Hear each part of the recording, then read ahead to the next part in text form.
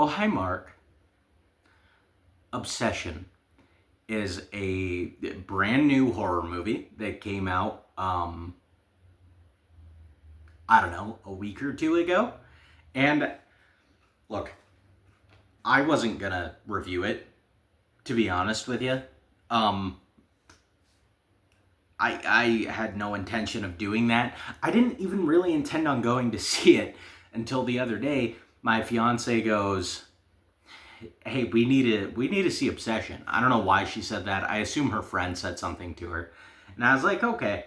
So yesterday we went to go see Obsession and we went to go see Supergirl, which, by the way, Supergirl hate is overblown. I think it's a fine movie. Um,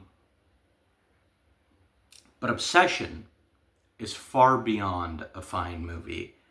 I am very, very, very happy to report to all of you that Obsession is one of the best horror films that has come out in a very long time. It is actually unfathomable that this is the first movie this guy has ever made. This Curry Barker fellow who wrote and directed this film, and I'll be getting into like some of that here in a little bit because I was nerding out the other night watching this movie because he is so good at shooting horror. It comes in even when nothing necessarily sinister is happening. He has like I don't know if it was intentional, but it happened so often that I can't imagine that it's not intentional. You know, like there'll be just a scene of a couple of people talking, and they're just shapes in the background that you catch. And they just kind of look ominous, you know? They just kind of look ominous, and you're just kind of imagining that that's like a specter of some kind, a phantom that's somehow tied to this wishing willow that he breaks. Which, if you're watching the review, I'm sure you already know the premise of the film, so I'm not even gonna bother with that. But then when you get into the horror scenes, my God, does he ever know how to shoot those? Because the way this movie works with shadows and makes you think you're seeing things that you're not even really seeing. That is something that it takes a lot of talent, I would assume, to get the lighting just right on someone's face in order to be able to portray like shadows, like the actual, like the phenomenon of like you see something in the dark that looks like something else that is not that thing, but it looks like something else. And that's one thing that this movie does spectacularly. Um, there is one scene where Nikki, the female character who is obsessed with our main character, Bear, is watching him sleep. And she has kind of a breakdown in this dark corner of the room. And as she's screaming, you're looking at her face, and it's not changing or altering at all. But because of the way that the shadows are used, it kind of begins to look like something monstrous, like something evil. And I adore that. There are so many instances of that in this movie. Her facial expressions, her movements, they are all so incredibly uncanny. Which, if you know me, if you've been around this channel, you will be able to, yeah, you'll be able to discern, as though I don't explicitly say it, but you would know that I am freaked out by the uncanny, and this movie does uncanniness better than like any movie has done in a very long time. Maybe since like The Evil Dead. There is some shit in here, the way she moves, the expressions that she makes on her face, the things she does with her voice, that all just add to like, that's not quite right. Or she has these brief moments where the real Nikki is breaking back through, and this force, whatever it is, this wishing willow force, is kind of fading away or sleeping or whatever the case may be. And that also adds to just like, what the fuck? That's the best thing I could probably say for this movie is what the fuck. Because I really did sit there during so many scenes going, what the fuck? In a great way, though. I wasn't saying, what the fuck, this is stupid. I was saying, why have you done this to me, film? I'll be thinking about that forever now. And I am not kidding you even a little bit. This movie unnerved me. In a way the movies don't really unnerve me, because after the movie was over, what's funny is you see it in the trailer when she does that frowny face thing, I can't even really do it. You know, the extreme frown. And my fiance, who I went to go see the movie with, does that all the time. And I turned to her when it happened because I thought it was really funny. And then we were in the parking lot and she started doing it. And I started laughing at first. And then she just kept doing it. She just kept doing it because I think she thought that it was funny to me. It was making me a little uncomfortable, actually. I very nearly got angry and told her to cut it out. I didn't, because that would have been an incredibly irrational response. It's a movie, okay? I gotta take a step back here, but the fact that her just mimicking a thing that was done in the movie made me so uncomfortable that, like, for a second I was like, okay, you need to, like, my mind was going, she needs to stop that immediately. I need to stop fucking looking at that. I've never been unnerved by my fiance. Never once in my entire life has she made me feel uncomfortable or uneasy. But because she was mimicking this movie, she kind of did for just a second there. And that's great. I was going to bed last night having having thoughts of like, oh my god, I really hope that I don't have like a nightmare tonight. I hope that I don't have like sleep paralysis. I have had sleep paralysis a few times, because I feel like if I do have sleep paralysis and I have a hallucination during the paralysis, it's 100% going to be that bitch from Obsession. 1000%, because I can't get it off the mind. So the performances are just peak, absolute peak horror cinema. And as I said, the camera work is incredible.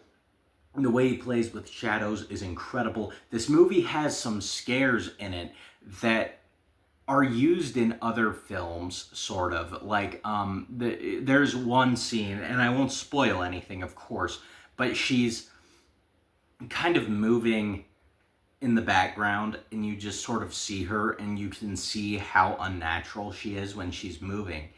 And it reminded me very much of in It Chapter 2, when Beverly Marsh goes to that old woman's house, and you just see the old woman moving in the background.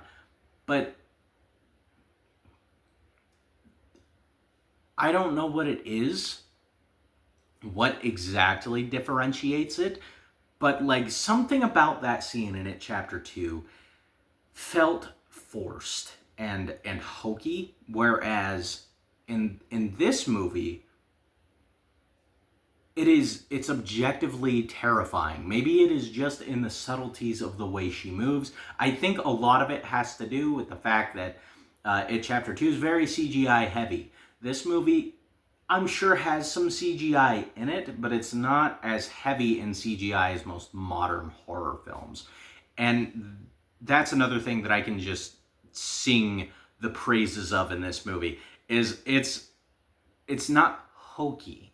Like, it doesn't rely on gimmicks to get the scares across, in my personal opinion. Because I think most movies do this thing where they kind of fall back on tropes. And there are a few really specific tropes, like glowing eyes, which in this movie, there's sort of an effect in her eye that looks like they could be glowing, but it also looks like it could just be natural light kind of reflecting off the whites of her eyes interacting with the camera. But you don't know really.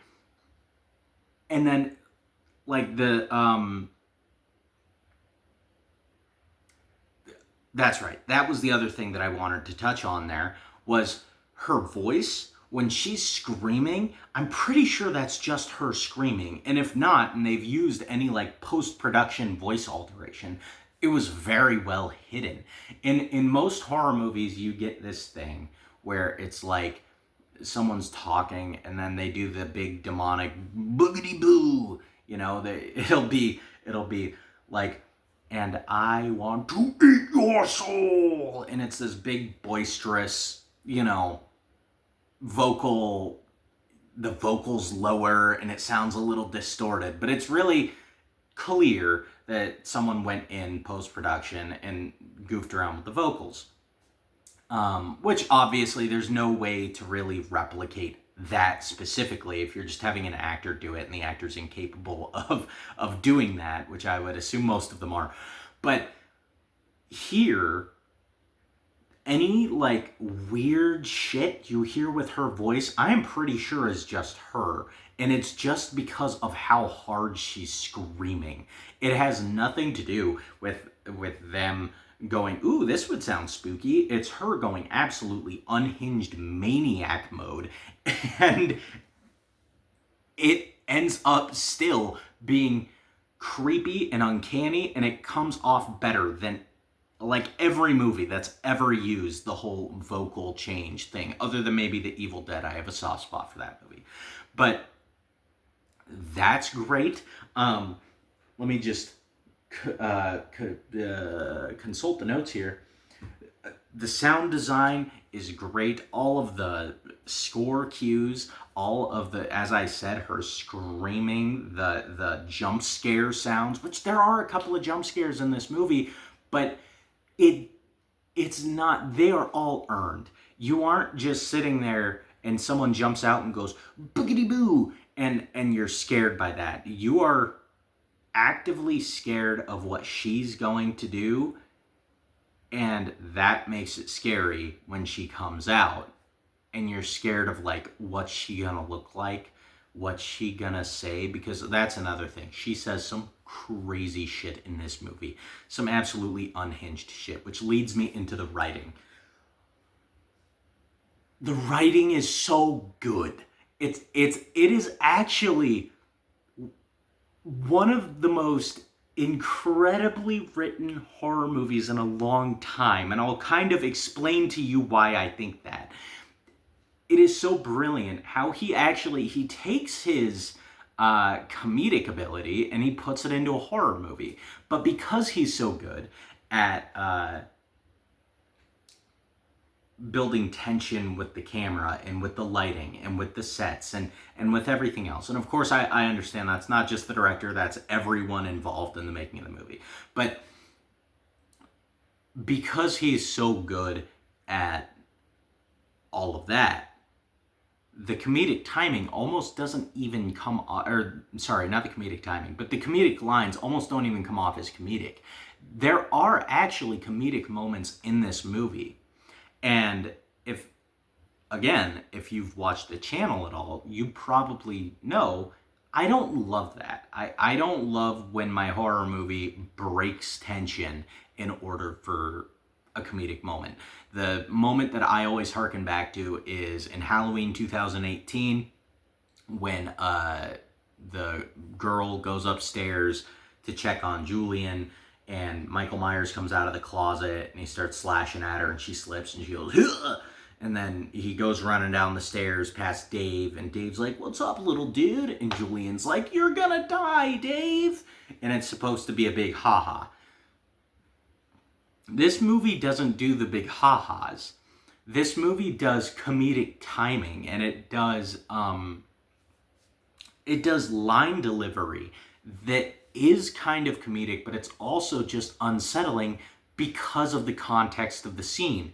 Like in I'll just say that there's a phone call that happens that involves the wishing Willow in some way.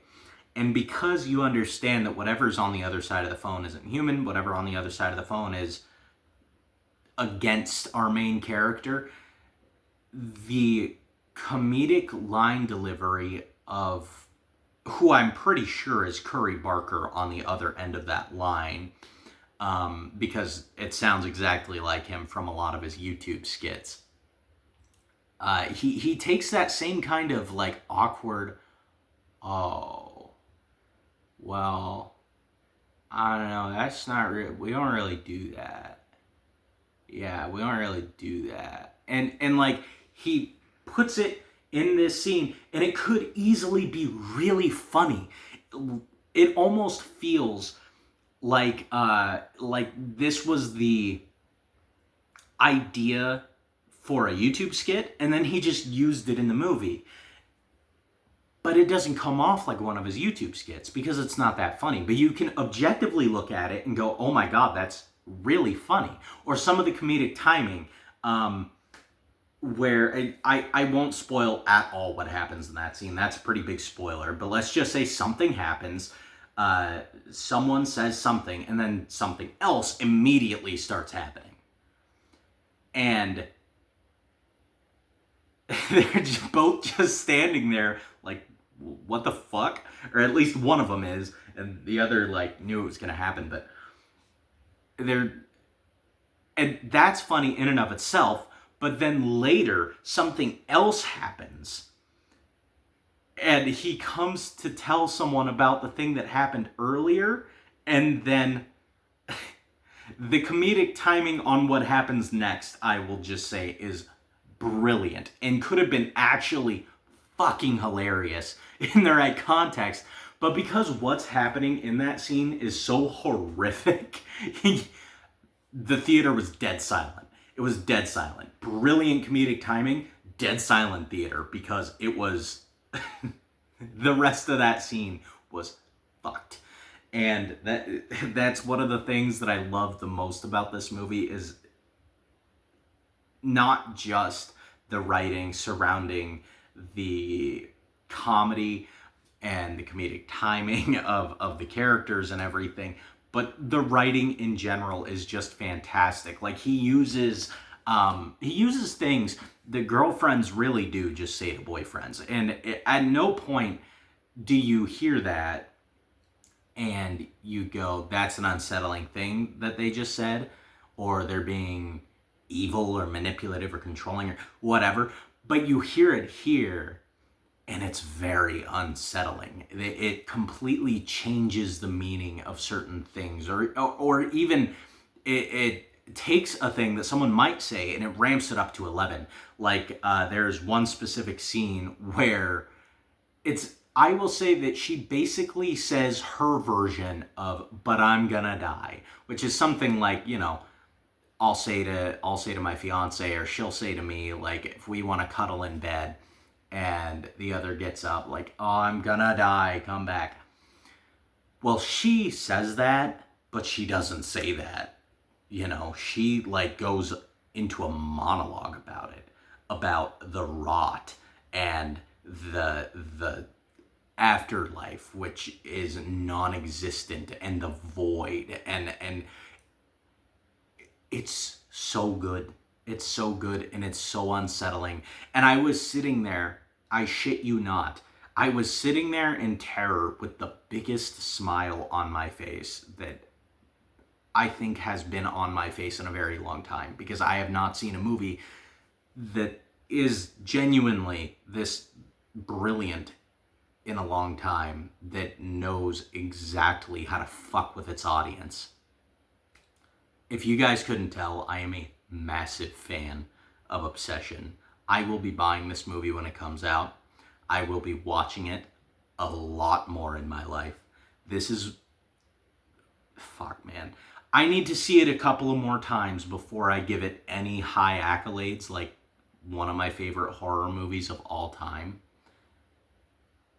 As of now, it very well could be. I think you guys should go see Obsession. Don't walk in with sky high expectations. I know I just spent like a half hour blowing the movie. And so if you watch this review, you might just be like, oh, this is going to be amazing. But just walk in with like no expectations whatsoever and just get blown away like I did. It really is worth every bit of hype people are spinning about this movie. And that's crazy because they never are, right? The movies never are. You know, Longlegs a few years ago was like, this is the scariest movie of all time. It will make you shit, piss, throw up, and maybe even splooge a little in your pants. And then you go see Longlegs and you're like, yeah, that's a creepy movie, but it's like, I've seen that before. I don't think you will have ever seen anything like Obsession. This isn't the sort of movie that comes out every day, you know? Like, there are very few movies that I think stand up there, like, in terms of modern horror, that stand up there with what Curry Barker has created with this movie. But, like, the ones that do, you know, we're talking about like Weapons and like Barbarian, like in terms of movies that just people really love. Not that I personally love them anywhere near as much as Obsession, but I think that those movies are best compared to this movie in terms of quality and what the general perception is going to be. This is going to be one of those movies that ends up being a classic, a horror classic. If you have not seen Obsession, do yourself a favor, see Obsession. And I will end on my one dislike of this entire movie. I hate the main character. I do. And I think you're intended to hate him, and you're intended to be uncomfortable by his decisions, and you're intended to think he's a fucking idiot and think he's a fucking creep. And at the same time, you can sort of understand in a very deranged way where he's coming from. But it's also just like, it's also written in such a way where it could be, the whole movie could be metaphorical for an abusive relationship, which, as a lot of people know, I would assume, abusive relationships are notoriously hard to get out of. And so maybe that's why he's not leaving, and that's maybe Curry Barker is trying to say something with all of that. But it is frustrating to watch, but I think it's intentionally frustrating. So I almost can't even call that a dislike. Listen, I'm very high on this movie. My first time rating of this movie, my first time watch of this movie, this is a 9.5.